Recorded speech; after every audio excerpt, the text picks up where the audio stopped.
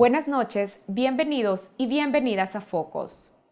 Los comicios para elegir nuevos consejos municipales y una nueva asamblea legislativa están cada vez más cerca. En la lucha por obtener la mayoría de diputaciones en el órgano legislativo, tendremos nuevos partidos y candidaturas sin pasado político.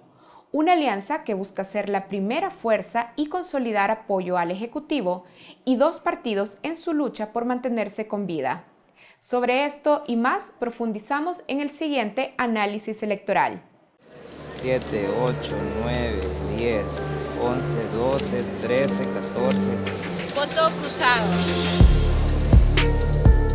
A menos de 100 días de las elecciones municipales y legislativas del 28 de febrero de 2021, las apuestas de los partidos políticos en contienda por conseguir la mayor cantidad de escaños aumentan, aunque aún no hay ninguna propuesta pública sobre las agendas legislativas de trabajo 2021-2024. El panorama electoral en la Asamblea, según algunos expertos en la materia, incluye una eventual concretización de una alianza de partidos que beneficie al Ejecutivo, el ultimátum para los partidos tradicionales y que los partidos emergentes logren algunos escaños que les permitan ser una voz nueva en el Pleno. En El Salvador, las elecciones para consejos municipales y asamblea legislativa nunca han alcanzado más del 50% de participación electoral.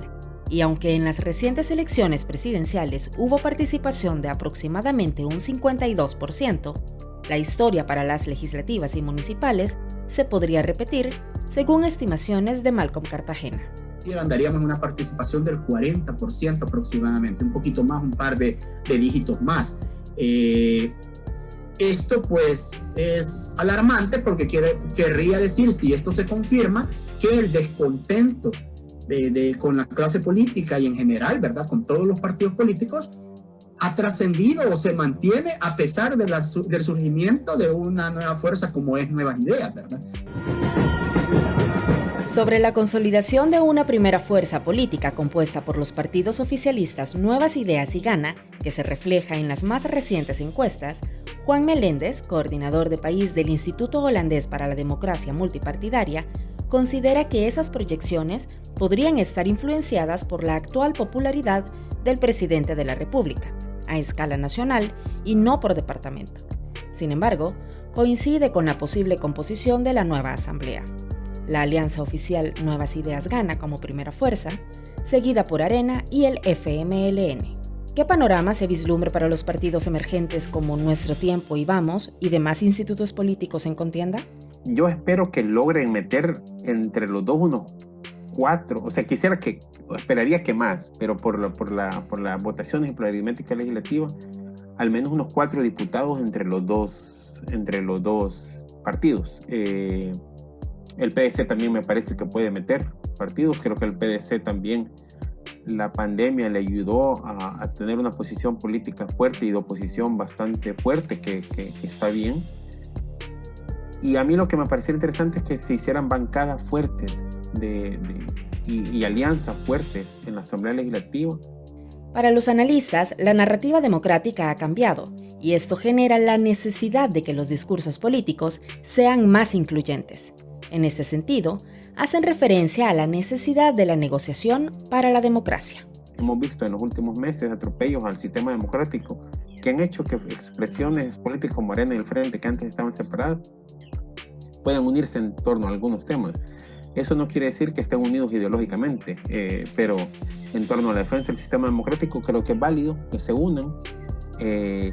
Y también creo que esta renovación de los partidos nuevos que están reclamando espacios de poder también puede hacer que se renueven sus mismas expresiones y abrirse internamente a las juventudes y a las expresiones más urbanas. Partidos emergentes como Nuestro Tiempo y Vamos, que a pesar de contar con rostros sin un pasado político, podrán verse beneficiados, más por sus candidatos que por sus banderas. Pero para los grandes partidos llamados tradicionales, FMLN y Arena, las próximas elecciones serán un ultimátum sobre la necesidad de reestructuración interna. Es por ello que deberán someterse a cambios visibles para la población. Yo creo que ya, si luego de esta elección de 2021 no vemos un cambio a su interior en el cual ya personas que estuvieron en la guerra, digamos, y que luego toda la posguerra han estado en el Parlamento, ¿verdad? En la Asamblea, la seguimos viendo después de 2021, pues creo que ya sí será el acabose de estos partidos. O sea, yo creo que ya llegó el momento para que sea otra generación quien tome las riendas de estos institutos políticos. Las elecciones legislativas tienen un componente de suma importancia para los pesos y contrapesos dentro de la Asamblea. Hablamos de quien tenga la tercera fuerza y con quien pueda negociar. Los expertos electorales coinciden en que Nuevas Ideas y Gana podrían ser la primera fuerza, siempre en alianza. Arena bajar a la segunda fuerza y el FMLN, todavía víctima del recuerdo de cuando fue gobierno, aspira a mantener sus 23 escaños. Los analistas consultados creen que el FMLN podría ser la tercera fuerza política y convertirse en la bisagra de la matemática legislativa. ¿Qué característica debe tener la tercera fuerza? Uno tiene que hacer alianzas, la tercera fuerza, con los partidos pequeños, con los partidos nuevos, emergentes, para que sea una como tercera bancada fuerte. Tener la capacidad de negociar con la primera y segunda fuerza, porque por ahí también la alianza pudiera ser entre la primera y segunda fuerza, y que, o sea, entre el oficialismo y Arena, pues es una posibilidad que puede suceder eso. Y la tercera fuerza, lo que sí tiene que hacer inevitablemente es alianzas con el sector social, con el movimiento social, que también se ha visto alejado bastante de la Asamblea Legislativa y con muy poca representación. La propaganda electoral para aspirantes a diputados y diputadas de la Asamblea Legislativa iniciará oficialmente el próximo 27 de diciembre, con base en el artículo 81 de la Constitución de la República y los artículos 172 y 175 del Código Electoral. Y será hasta entonces cuando se conozcan las plataformas de trabajo propuestas por los partidos. La contienda electoral, auguran los expertos, estará servida para al menos 4 o 5 fuerzas políticas.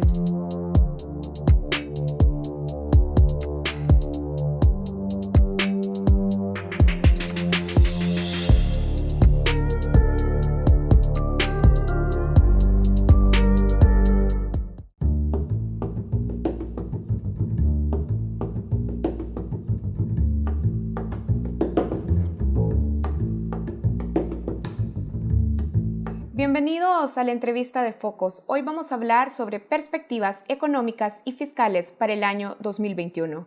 Quiero dar la bienvenida a nuestro invitado. Hoy está con nosotros el doctor Óscar Cabrera. Él es presidente de la Fundación para el Desarrollo de Centroamérica, FUDECEN, y también recordamos que fue presidente del Banco Central de Reserva de nuestro país. Doctor Cabrera, gracias por aceptar esta entrevista. Muchas gracias, Carla. Para mí es un gusto estar en esta entrevista y pues que podamos dialogar sobre diferentes hechos de la economía nacional. Bien, doctor, FUDECEN ha publicado en su último informe, Propuesta para superar la crisis sanitaria y económica en el marco de la pandemia por COVID-19, que la recesión económica de nuestro país se confirma con fuertes caídas de la actividad económica de menos 9.4% y menos 5.9% en el tercer y cuarto trimestre de 2020. ¿Cuáles son los indicadores que nos permiten ver cómo la recesión económica mundial ha tocado a El Salvador? Son varios indicadores. Primero vamos a entrar por el canal comercial. Las exportaciones de enero a septiembre han caído menos 12%. Las importaciones por igual han caído 2 dígitos a menos 17%. Por el lado de los gastos de consumo privado, que son los gastos de consumo en los hogares, estos han caído casi un 15%. Aquí me gustaría detenerme porque ¿qué está explicando la caída del consumo de los hogares salvadoreños, que representan el 85% del Producto Interno Bruto? Los salarios han descendido, explicado por la pérdida de alrededor de 80,000 empleos directos y alrededor de 200,000 empleos indirectos. Y por otro lado es la evolución de las remesas, que en efecto han crecido alrededor del 2%, pero el gran componente del ingreso disponible son los salarios de los pues, de los trabajadores. Por otro lado, si decir, revisamos... No se compensa, doctor, no se compensa lo que han incrementado las remesas con respecto a lo que han bajado los salarios. Sí, en efecto, los salarios promedios han caído menos 10% según el Seguro Social, pero si sumamos la pérdida de empleos informales, que incluso la OIT estima que casi el 50% de la población ocupada se va a perder este año, pues obviamente no compensa. Incluso no compensa la caída de los gastos de consumo de los hogares, el incremento de los gastos del gobierno que crecieron alrededor del 15% en el segundo trimestre. Otra variable importante es la inversión. La inversión ha caído más de menos 37% y esto nos va configurando una desaceleración acusada de la actividad económica que FUDESEN estima en menos 7.2% y el fondo llega hasta mencionar menos 9%. ¿Estamos en recesión? Claro que sí. Y sobre todo, una de las características que tiene la economía salvadoreña es ser dolarizada. No contamos con ese kit de política de demanda que sí cuentan con el 92% de los países del mundo. Ahora, doctor, usted nos hace esta revisión de cifras que demuestran que estamos en este escenario de recesión económica. Sin embargo, el Ejecutivo de nuestro país mantiene un discurso optimista sobre la recuperación económica para el 2021 y resaltan la mejora en indicadores como el índice de volumen de la actividad económica, el IVAE, la recuperación de empleos perdidos durante la pandemia, entre otros. ¿De verdad estamos ya recuperándonos? Digamos que si nosotros nos comparamos con el mismo periodo del año anterior, pues obviamente el impacto es muy fuerte en términos de actividad económica. Pero lo que hace el Banco Central es compararse respecto al mes anterior. Eso simplemente lo que está denotando es que si se está acelerando o desacelerando la actividad económica respecto al mes anterior. Entonces creo que el análisis más adecuado, y cuando yo fui presidente tuvimos este debate cuando un tanque de pensamiento de derecha evaluaba las cifras de empleo a partir del mes anterior y el Banco Central definía que era comparado con el mismo periodo del año anterior. Por eso ahora me sorprende la posición del Banco Central. Claro, porque entonces el indicador real de comparación, o digamos, no el real, sino el más efectivo o el más creíble, entonces sería con respecto al mismo periodo del año anterior y no mes con mes. Y no, eso solo mide, por ejemplo, si estamos en un nivel de desaceleración de menos 11%, el siguiente mes llegamos a menos 9%, entonces lo que están comparando es menos 9 respecto a menos 11, pero no menos 11 respecto al mismo periodo del año anterior. De acuerdo. ¿Verdad?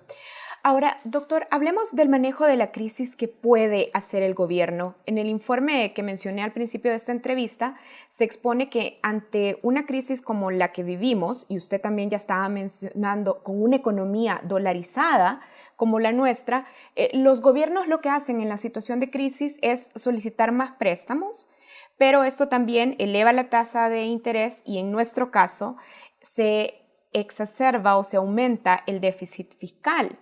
¿Era ineludible el escenario económico y fiscal en el que nos encontramos? Sí, esto era crónica de una muerte anunciada. En una economía dolarizada hay más tendencia a una recesión cuando, digamos, por efecto de la pandemia, nosotros no tenemos flotadores como el 92% de los países que tienen su tipo de cambio.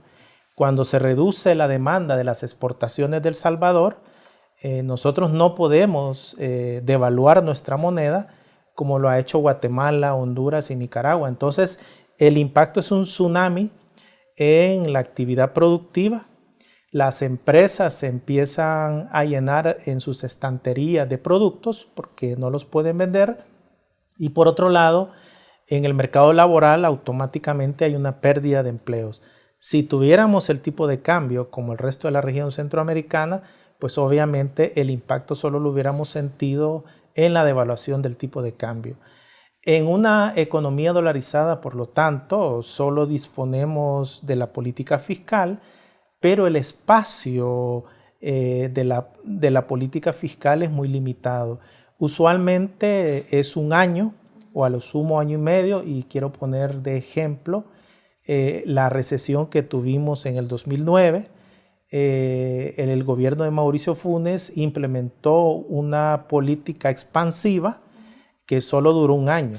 Cuando dice el espacio de la política fiscal es muy limitado, doctor, se está refiriendo a que la posibilidad de adquirir, por ejemplo, endeudamiento y vía endeudamiento incrementar la inversión o el gasto público es limitado. ¿Se refiere a eso? Sí, me estoy refiriendo a la expansión del gasto público que tradicionalmente en El Salvador ha sido vía endeudamiento externo.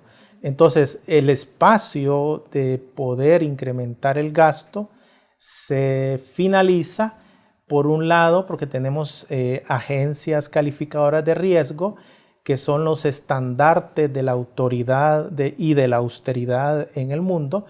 A ellos les pagan inversionistas internacionales que son tenedores de bonos de los Estados Unidos y bonos de El Salvador, también para poner un ejemplo. Y obviamente ellos van a primar a que los países incorporen políticas de austeridad con el objetivo que se pague el principal y los intereses. Entonces, un año dura la expansión del gasto y a partir del próximo año empiezan estas presiones de las agencias calificadoras, presiones del Fondo Monetario.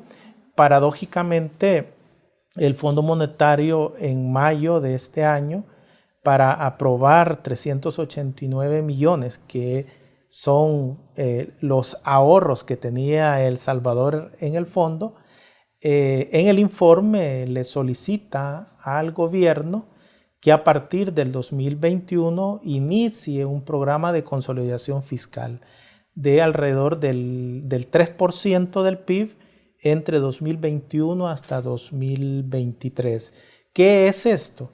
Es simplemente incrementar el IVA 2 o 3 puntos, es aumentar el impuesto a los derivados del petróleo y es congelar los salarios de los trabajadores públicos y compra de bienes y servicios. En suma, esto no es más que una política de austeridad y es lo que Moody's esta semana ha solicitado al gobierno implementar ese tipo de políticas. Ahora, doctor, usted dice, bueno, en una economía como la nuestra y con un choque externo producto de la crisis por la pandemia del COVID, para una economía dolarizada como la nuestra, las alternativas eran pocas. Entonces, esta situación debería de llevar al gobierno a una reflexión sobre la posibilidad de desdolarizar la economía salvadoreña. Bueno, la desdolarización fue una acción de política pública que no fue consensuada con la sociedad, ¿verdad? Por lo tanto, solo fue aprobada por mayoría simple. Entonces, por lo tanto, yo creo que se tendría que abrir el debate entre las fuerzas sociales, qué es lo que requerimos en el mediano plazo para este país. Si optamos por un crecimiento inclusivo, si optamos por generar pleno empleo, pues obviamente necesitamos tener nuestro propio tipo de cambio y obviamente activar la política monetaria, crediticia y cambiaria como la hacen la mayoría de países. Pero sí consideramos que lo importante es mantener la dolarización con la finalidad de tener un sistema financiero estable o con la finalidad de darle certidumbre a los grandes importadores de El Salvador, pues entonces tenemos dos visiones acerca de lo que es importante para este país. Tenemos el ejemplo de Argentina. Argentina, después de tener una caja de convertibilidad, tomó la decisión de nuevo volver a un tipo de cambio flexible y durante 10 años Argentina tuvo las tasas de crecimiento más elevadas, se generó pleno empleo.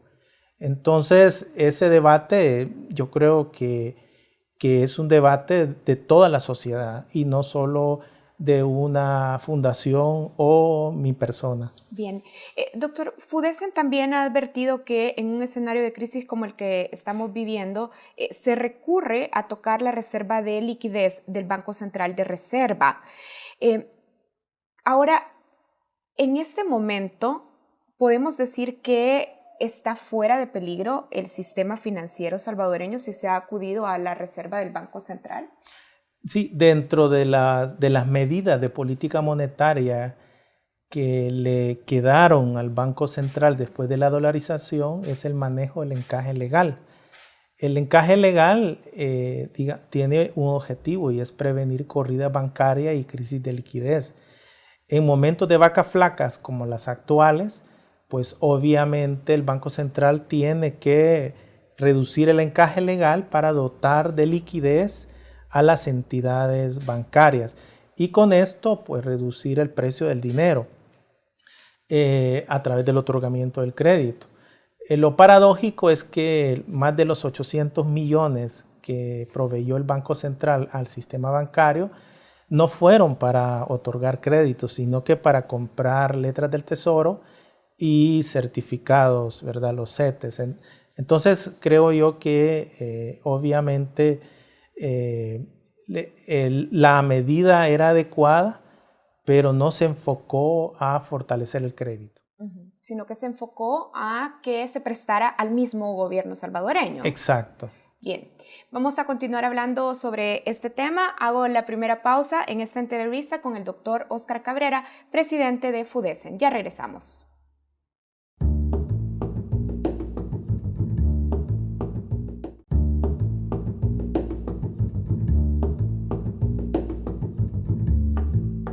Continuamos en la entrevista de Focos. Estoy conversando con el doctor Óscar Cabrera. Él es presidente de FUDESEN y también recordemos que fue presidente del Banco Central de Reserva de El Salvador. Doctor, en el bloque anterior quedó pendiente una pregunta. Yo le decía, bueno, en este escenario de crisis el gobierno salvadoreño ha recurrido a la reserva del Banco Central de nuestro país y usted también explicaba que ese dinero ha ido al sistema financiero, pero también ese sistema financiero ahora se ha vuelto acreedor del gobierno salvadoreño. Esta relación en la que la banca salvadoreña es acreedora del gobierno pone en riesgo a nuestro sistema financiero. Primero, creo que tenemos un sistema financiero sólido.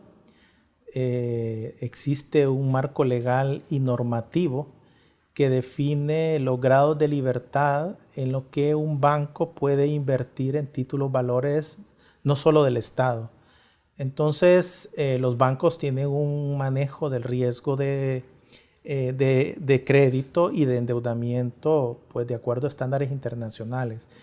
Por otro lado, el sistema bancario se fondea en un 82% con depósitos de ciudadanos salvadoreños. Entonces, por lo tanto, digamos, es sólido.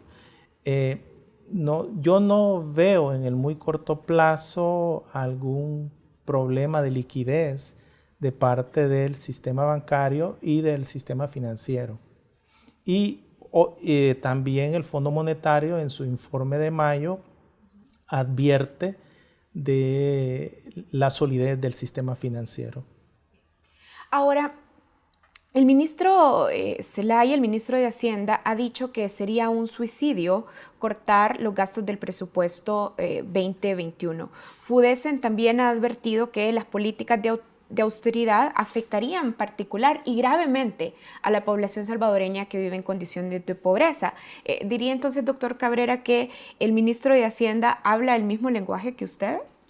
Yo creo que si uno revisa la hoja web del Fondo Monetario se va a encontrar que la mayoría de países del mundo el interés en este momento es reducir las tasas de mortalidad producto del COVID-19 y dotar de un sistema sanitario a sus ciudadanos. Por lo tanto, sería un pecado social estar pensando en políticas de austeridad cuando todavía no se ha eliminado la pandemia.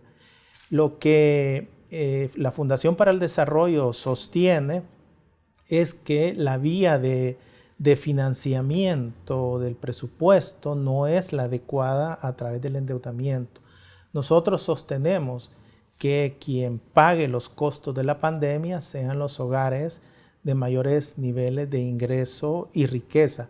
Y por otro lado, que el gasto incorporado en el presupuesto no se ha debatido con expertos epidemiólogos, expertos en políticas de salud, para evaluar si en efecto esos recursos son suficientes para atenuar los impactos de la pandemia.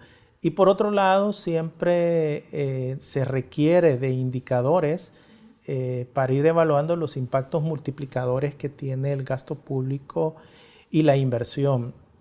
Estudios que ha hecho el mismo Banco Central define que por cada dólar que el Estado gasta genera $1.20 en la actividad económica. Entonces creo que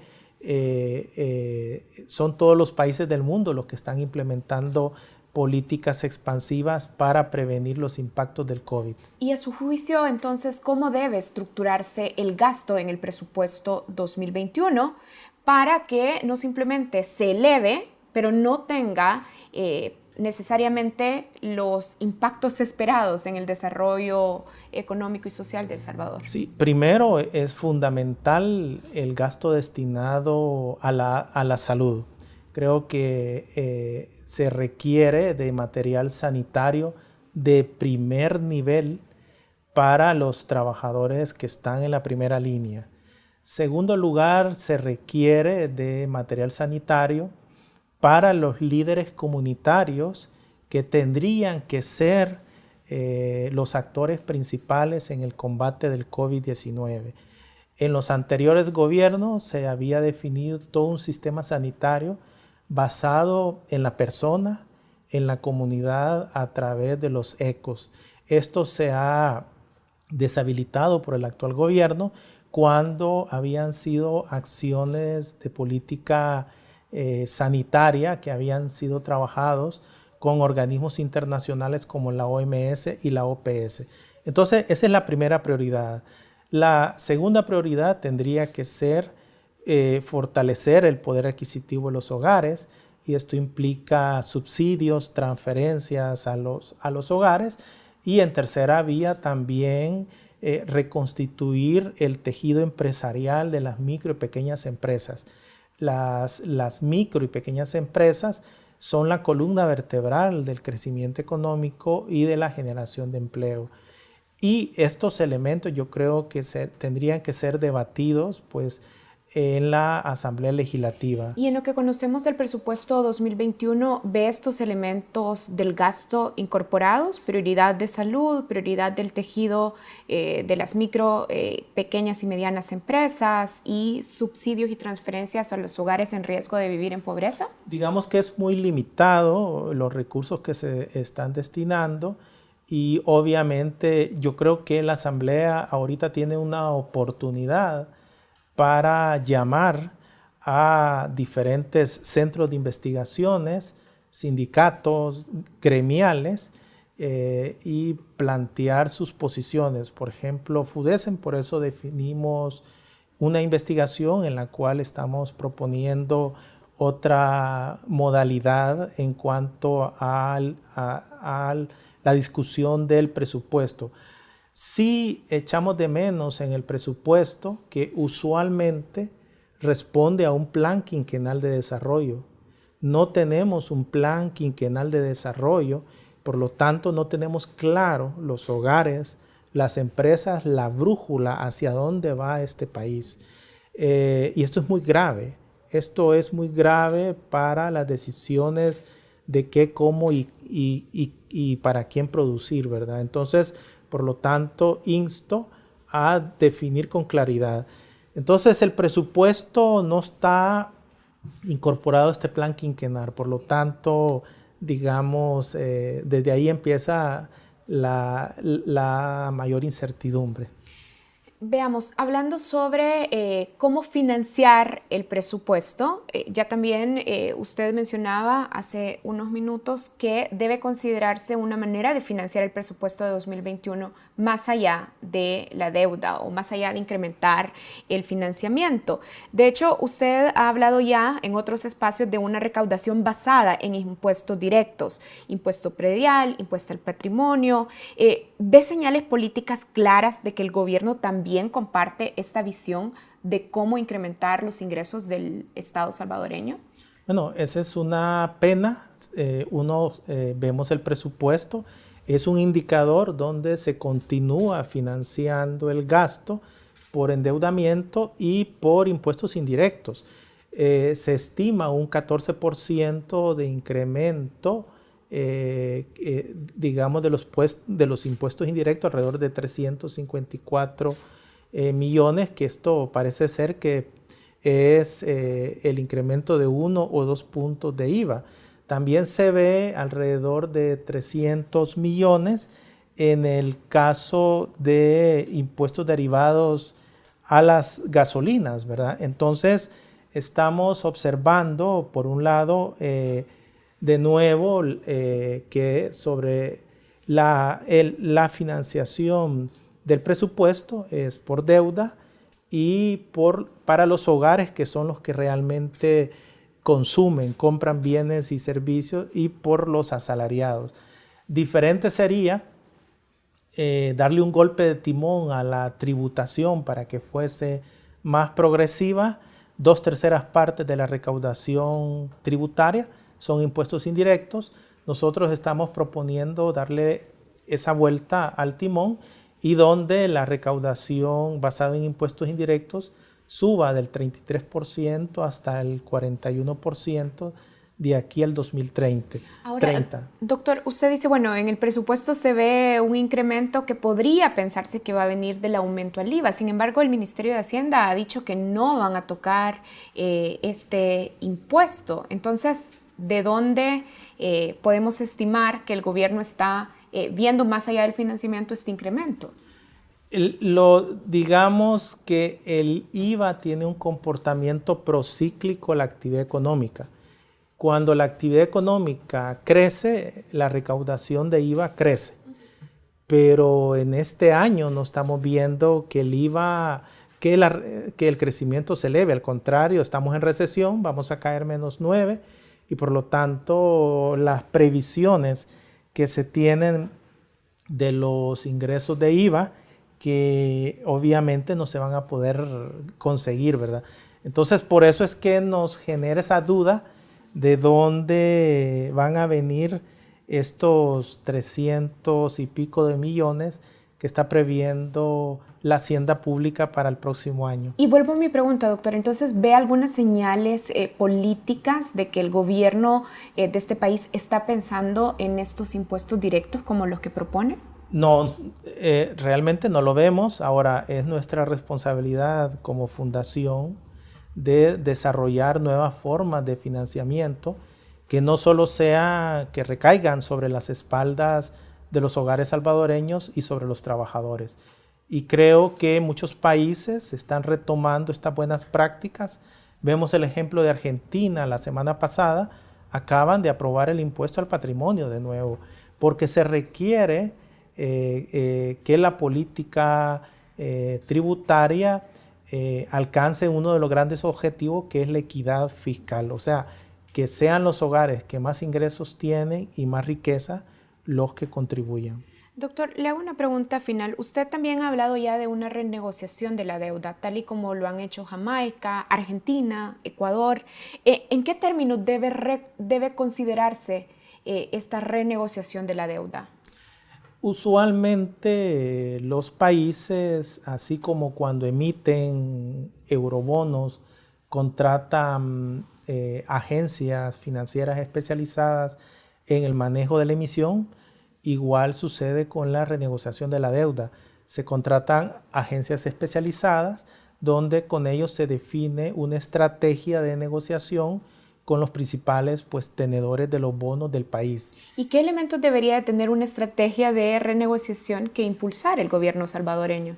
es importante demostrarle a los inversionistas que la quita de la deuda que se llegue va a ser invertida en el desarrollo humano, en la generación de empleo, en mayor inversión social, ¿verdad? Entonces creo que eso es muy importante y eso implica elaborar todo un roadshow, toda una estrategia y obviamente no vemos dentro de las acciones de corto plazo de la hacienda pública definir una estrategia de renegociación de la deuda.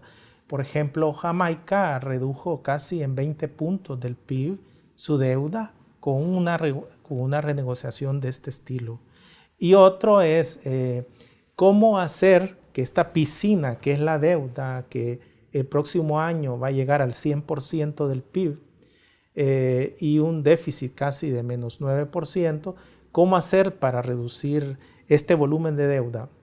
Lo que nosotros proponemos es, por un lado, reactivar la transformación productiva, la diversificación y transformación para que la economía empiece a crecer posterior a, digamos, al impacto de la recesión. Y en segundo lugar, generar superávit primarios, y estos superávit primarios obviamente van a ser financiados por impuestos directos. Bien. Bueno, quiero agradecerle por este espacio de conversación con Focos, doctor Oscar Cabrera. Muchas gracias y pues ha sido un gusto estar dialogando esta noche. Bien, así cerramos esta entrevista con el economista doctor Oscar Cabrera. Recordemos que él es presidente de FUDESEN, la Fundación para el Desarrollo de Centroamérica, y también fue presidente del Banco Central de Reserva. Si quieren ver nuevamente esta entrevista, pueden hacerlo en nuestro canal de YouTube, Focos TV. Ya regresamos.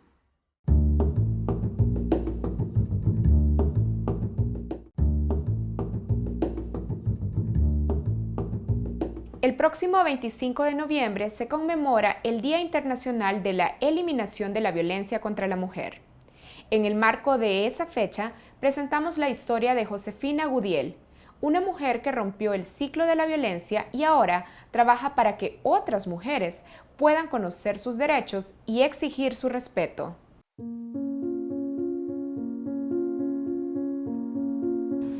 Inició mi infierno. Ya hace mucho tiempo estuve con mi pareja 28 años, viví golpes, desayuno, almuerzo y cena.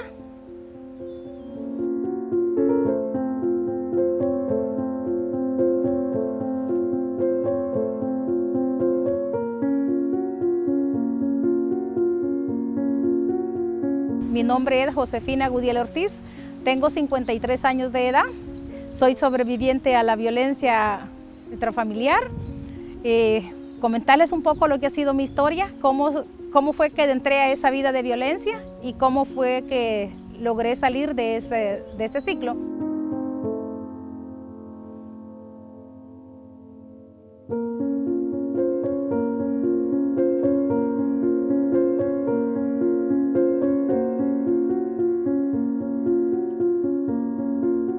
Nos conocimos, trabajé en la limpia en un beneficio aquí, llamado CAPEX. Entonces yo lo conocí, yo iba a los conciertos con una de mis compañeras que tenía y allí lo conocí. La desgracia, ¿va? Para mí desgracia, allí lo conocí. Nunca supe yo que él fuera violento, nunca supe nada de eso, hasta los 3 años, cuando ya tenía a mi hija con él.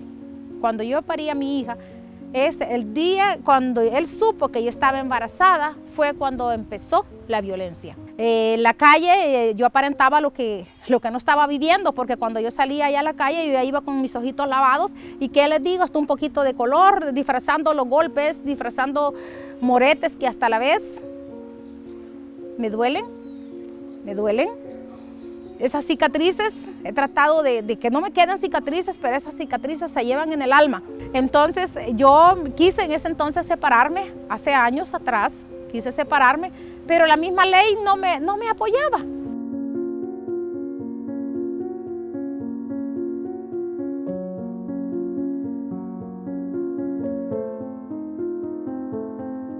Una vez yo fui sangrando de por aquí. Y lo que me dijo un agente fue, señora, ¿no será que usted se cayó y quiere deshacerse de su marido? Señora, me dijo 3 palabras, señora, ¿no será que usted sola se dio? ¿Cómo cree que yo me voy a dar un golpe? Y la tercera me dijo, señora, ¿no será que el vecino le gusta y por eso se quiere separar de su marido?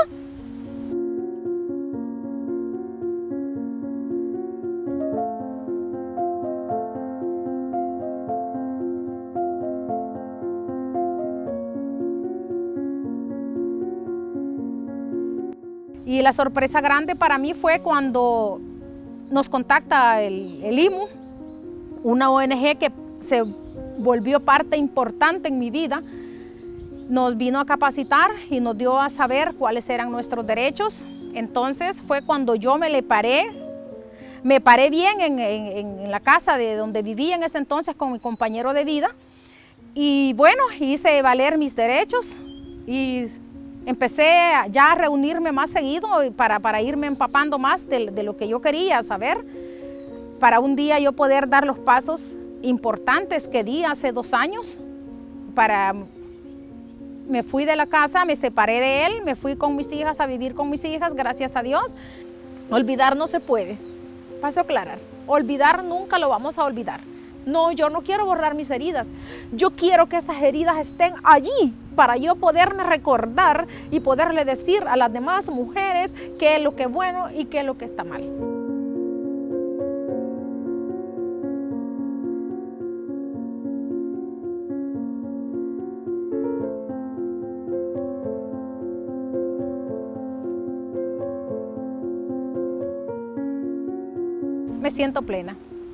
Me siento plena, me siento satisfecha, estoy feliz conmigo misma porque tuve un sueño hace años y prácticamente lo estoy logrando. El sueño mío fue que cuando yo parí a mis 2 hijas fue de echar para adelante, no me importa si vender tomates, cebollas, agos, no me importa. Llenarme del lodo de lo que fuera, de estiércol, porque trabajamos con estiércol, las uñas, para que mis hijas lograran lo que yo no pude tener, que fue prepararlas, formarles una carrera universitaria, ya sea que trabajen de lo que estudien o ya sea que no. Fue mi sueño y bendita gracias a Dios, casi lo culmino. Casi tengo a mi segunda hija de profesional. Para mí ha sido un logro, ha sido un triunfo, es un orgullo y me siento divinamente, porque soy de las mujeres que para atrás no voltear a mirar porque asustan, para atrás no.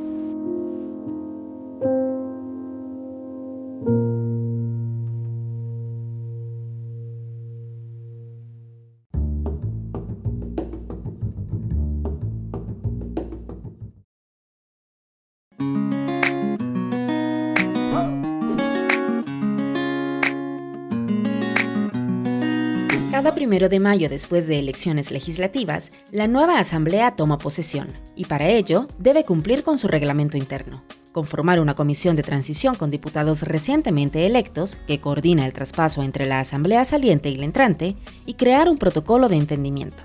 Para este protocolo, los partidos negocian entre sí y definen quién asumirá la presidencia, que no necesariamente será para el partido que resulte ser la primera fuerza política o con más diputaciones.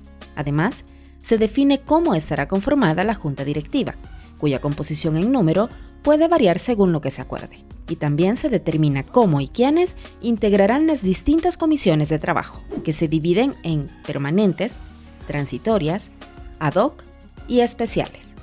Pero, ¿para qué sirve la Asamblea Legislativa? Según la Constitución, el órgano legislativo es necesario para crear y reformar leyes, así como para elegir a funcionarios de segundo grado, como lo son los procuradores, el fiscal general y los magistrados. ¿Cómo cumple su función?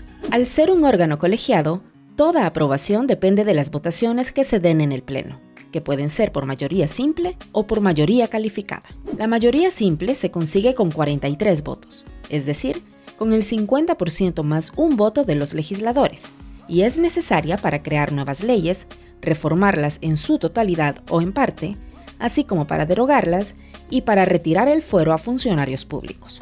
Para las aprobaciones con mayoría calificada, se requiere de las 2/3 partes del Pleno, 56 votos a favor, y se usa para ratificación de préstamos, superar vetos presidenciales y para elecciones de titulares de la Fiscalía General de la República, magistrados de salas de la Corte Suprema de Justicia y del Tribunal Supremo Electoral, así como los titulares de la Procuraduría de Derechos Humanos y la General, entre otros.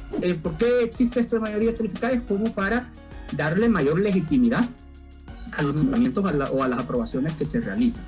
Y luego, efectivamente, hay una mayoría calificadísima, como dice, o supercalificada, que es 3/4 partes de la Asamblea Legislativa. Y esa votación, 63 votos, son los necesarios, por ejemplo, para temas relacionados con el territorio nacional. El sistema político salvadoreño está diseñado para generar llaves que no permitan el poder absoluto de un solo partido y obligar a la negociación. Pero la Asamblea también tiene la función de balance en las políticas de gobierno. Cometemos dos grandes errores. Uno, que la Asamblea tiene una capacidad solo de legislar, de hacer leyes o modificar leyes.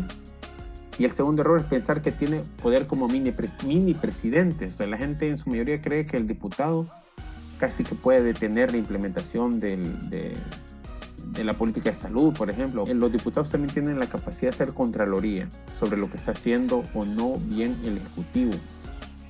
Y eso es importante. Para el caso de las reformas a la Constitución, la Asamblea necesita de 43 votos para la primera aprobación y de 56 votos de la siguiente legislatura para que sea ratificada.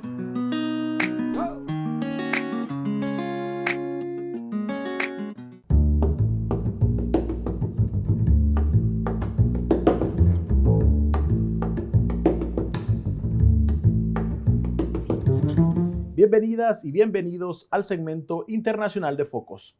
Perú ha tenido 3 presidentes en una semana. El 10 de noviembre, el Congreso peruano destituyó al presidente Martín Vizcarra, que había sido señalado por corrupción, y lo sustituyó Manuel Merino, quien era el presidente del Congreso. La gente salió a las calles y fue duramente reprimida por la policía del nuevo gobierno. Esto obligó a Merino a renunciar y en su lugar se colocó al centrista Francisco Sagasti. Para profundizar en el tema, nos conectamos con la periodista Patricia del Río hasta Lima, Perú. Bienvenida a Focos, Patricia. No, imagínense, muchísimas gracias a ustedes por llamarme y por ocuparse de nuestro país. Bien, para comenzar, ¿cuál es el origen de la crisis en el Perú?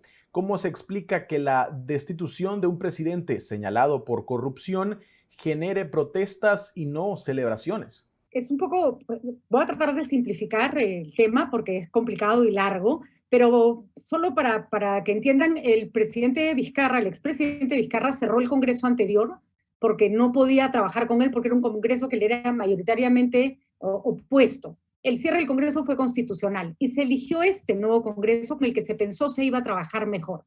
Resultó ser un Congreso muy desarticulado, con muchos intereses particulares, casi imposible de trabajar con él. Y efectivamente salieron investigaciones de una fiscalía muy seria, que es la fiscalía que lleva todos los casos de anticorrupción con las empresas brasileñas, en las que los indicios con respecto a la posible corrupción del expresidente Vizcarra eran muy solventes. Sin embargo, de acuerdo con nuestra Constitución, el presidente se tiene que quedar en su cargo si no se tratan de delitos de función, sino sobre todo si se tratan de delitos anteriores. El presidente se tiene que quedar en su cargo y una vez que termine su mandato es juzgado como debe ser. Lo pueden investigar, pero no lo pueden acusar, ¿no? Entonces hasta ahí al presidente Martín Vizcarra lo amparaba la Constitución para quedarse en el puesto. Sin embargo, nuestra Constitución tiene un detalle y es que existe la vacancia por incapacidad moral permanente. Y esto llamado incapacidad moral permanente puede ser cualquier cosa. O sea, puede ser que te acusen de corrupción, puede ser que, no sé, de pronto te acusen de acoso sexual, en fin. Entonces, el Congreso se aprovechó de ese vacío, lo intentó vacar la primera vez por un caso bastante pueril, digamos, bastante poco importante, no consiguió los votos, y en el segundo caso consiguió los votos. El problema es que no solo la constitucionalidad del hecho era cuestionable, que hasta ahora no se ponen de acuerdo si era constitucional o no, sino que lo hicieron con un presidente que tenía todavía una popularidad alta, y que en medio de una pandemia como la que estamos viviendo y de una crisis económica como la que estamos viviendo, la gente no quería más alboroto. Era como, por favor, déjenlo hasta el próximo año, que ya se va, después lo meten preso si quieren, pero ahora no nos muevan más el bote, ¿no? Y no, el Congreso no escuchó, lo vacó, y encima el presidente del Congreso que asumió el cargo no era una persona muy popular, digamos, ¿no? El Congreso no es popular en absoluto, por decirlo de alguna manera, ¿no? De acuerdo a la Constitución peruana, a Vizcarra lo sustituye por sucesión el presidente del Congreso, Manuel Merino. ¿Por qué la gente lo rechazó de inmediato y por qué hubo represión a las protestas? Pero nuestros últimos 5 años de gobierno han sido tan extraños que el presidente Vizcarra asumió el poder porque el expresidente Kuczynski renunció antes de ser vacado, y la vicepresidenta Mercedes Arauz también renunció. Entonces Vizcarra no tenía vicepresidentes. En un vacío de poder de esta naturaleza entra el vicepresidente para gobernar. Dado que no había vicepresidentes, la Constitución señala que debe ser el presidente del Congreso. Pero el presidente del Congreso, en este caso, era una persona que había jugado un juego extraño de estarse oponiendo al presidente Vizcarra y llevado adelante este Congreso agresivo sin mayor justificación. Entonces era un hombre que ya se había generado muchos anticuerpos, con un partido político muy antiguo, del que se esperaba una mayor madurez a la hora de actuar. Entonces la gente sintió que había usurpado el poder y salió a la calle a decir que no era esa la manera de llegar al poder. Nadie se imaginó que la respuesta popular iba a ser tan fuerte. Y salieron a marchar de manera pacífica, la prensa incluso lo registró, y yo creo que una suerte de ganas de que no se viera lo que ocurría, más una policía muy poco profesional, más órdenes probablemente muy duras, hicieron que la represión fuera brutal. Y fue tan abrumador el escándalo, e incluso cobró la vida de 2 jóvenes, que a Merino todo el mundo pidió su renuncia, no solo los jóvenes, sino todas las autoridades, como alcaldes, gobernadoras regionales, todo tipo de autoridades pidieron que se fuera, no le quedó otra que renunciar. Ahora, tras la salida de Merino, llega Francisco Sagasti como presidente interino. ¿Qué se espera de él? ¿Ha cesado con él verdaderamente esta crisis política en el Perú? Cuando renuncia Merino, renuncia como presidente del Congreso de la República, y al renunciar como presidente del Congreso de la República tiene que abandonar el cargo de como presidente del Congreso, y al abandonar el cargo del presidente del Congreso, tiene que abandonar el cargo de presidente de la República. Por lo tanto, había que elegir otra mesa directiva del Congreso, y quien asumiera la presidencia del Congreso pasaba a ser presidente de la República. Yo sé que parece un enredo, y lo es, pero así era el asunto. Al Congreso le tocó, en medio de esta crisis, 2 días se demoró en ver quién iba a presidir el Congreso y, por lo tanto, quién iba a asumir la presidencia de la República. Parecía que no habían aprendido nada. Los jaloneos, los votos, las puñaladas por la espalda. Y un momento que creímos que no íbamos a tener presidente, hasta que Francisco Sagasti, que es un hombre, hay que decirlo, muy conciliador, un hombre mayor, con mucha experiencia, más en ámbitos de organismos internacionales, logró el consenso y finalmente logró que el Congreso se pusiera de acuerdo a tener una votación muy amplia, y ha sido tal la necesidad de que alguien pusiera orden que todo el mundo lo ha recibido con alivio, con esperanza. Es un hombre que no se ha generado mayores anticuerpos, no tiene tanto tiempo en la política, es un buen hombre, ¿no? Y ahora esperemos que sea un buen presidente, son 2 cosas distintas. Y ha nombrado un gabinete mucho más interesante para la situación, mucho menos polarizante. Merino nombró un gabinete muy de derecha, y la derecha había estado muy en contra de Vizcarra. Esta vez no ha ocurrido eso, ¿no? Se ha nombrado un gabinete más de centro y más plural, ¿no? Bien, finalmente las elecciones presidenciales en el Perú son en el año próximo. ¿Cuál es la expectativa con una clase política en crisis tras un periodo con 4 presidentes y 2 de ellos señalados por corrupción? Me gustaría ser más optimista, y de hecho a los analistas en general les gustaría ser más optimistas, pero no nos vamos a mentir. Lo que ha ocurrido en este quinquenio no es un hecho fortuito. Es producto de muchos años de desinstitucionalización de la política, de repudio de partidos políticos, de falta de liderazgos, de falta de democracia interna y de representatividad de los partidos políticos. Entonces, claro, hemos llegado a tener una clase política totalmente desarticulada, totalmente desenchufada de la población, y que se mire el ombligo, ¿no? Y que toma decisiones sin importarle que eso afecten a todo el país. En las próximas elecciones se aplica una ley electoral que aquel partido que no postule pierde su inscripción, con lo cual tenemos 25 candidatos a la presidencia, que ya es de por sí una locura. Y yo, si bien creo que hay ofertas interesantes o hay candidatos interesantes, no tenemos todavía ofertas partidarias sólidas. Yo creo que esta crisis, no con esta gravedad y no con estas decisiones tan complejas, va a perseguirnos todavía mucho tiempo más. O sea, vamos a llegar al bicentenario de la República, que para el Perú es el próximo año, con un país todavía con una institucionalidad democrática muy frágil, ¿no? Y nos toca, creo, bueno, yo ya no soy tan joven, pero les toca a los jóvenes y le toca a las personas que han salido a marchar animarse a participar en política y conformar grupos mucho más sólidos con un interés por la comunidad mucho más grande, ¿no? Bien, agradecemos a Patricia de Río por habernos acompañado en esta entrevista. No, a ustedes por haberse comunicado, y espero que todo esté bien por allá y que esta pandemia que nos tiene a todos un poco separados se acabe de una vez por todas. Esperamos que así sea. Bien, así concluimos nuestro segmento internacional. Para ver este y todos los contenidos de Focus, puedes ir a nuestra página web focustv.com. Así cerramos este episodio. Gracias por acompañarnos y buenas noches.